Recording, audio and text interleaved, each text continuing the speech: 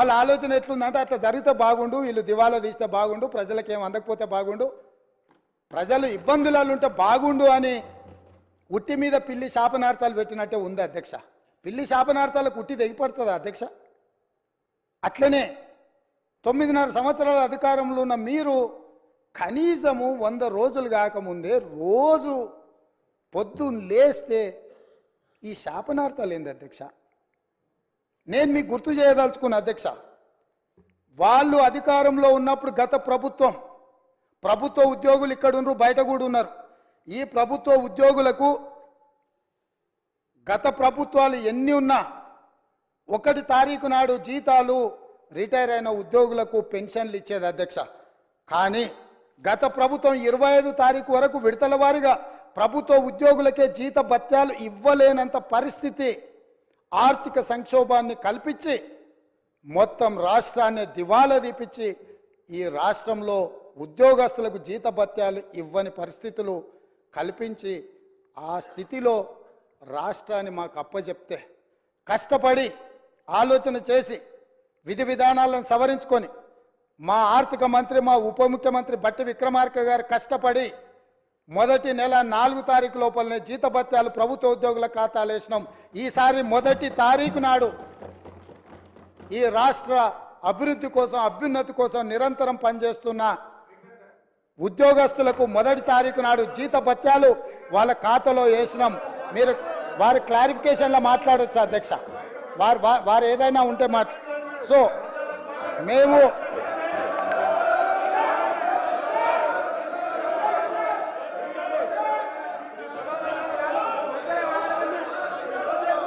అధ్యక్ష దాదాపుగా 1 తారీఖు నాడు 4,800 కోట్ల రూపాయలు ప్రభుత్వ ఉద్యోగులకు, పెన్షన్దారులకు. Speaker sir, I'm not yielding.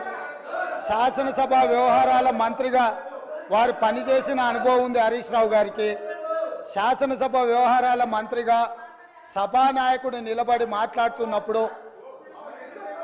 కనీస గౌరవం కానీ పాటించాల్సిన బాధ్యత వారి మీద ఉన్నది.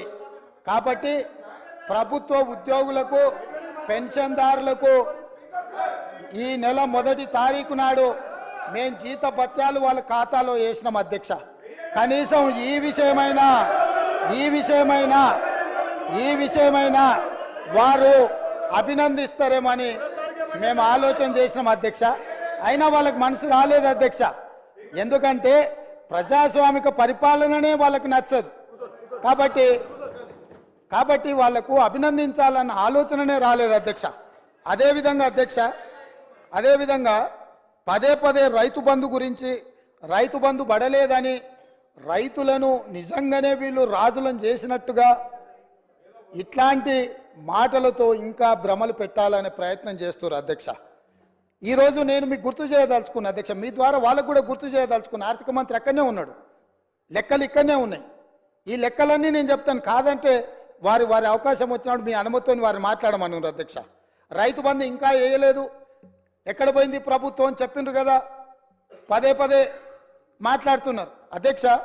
2018-19 యాసంగి రైతు బంధు 20-10-2018 నాడు మొదలుపెట్టి 30-3-2019 5 నెలలు పట్టింది అధ్యక్ష.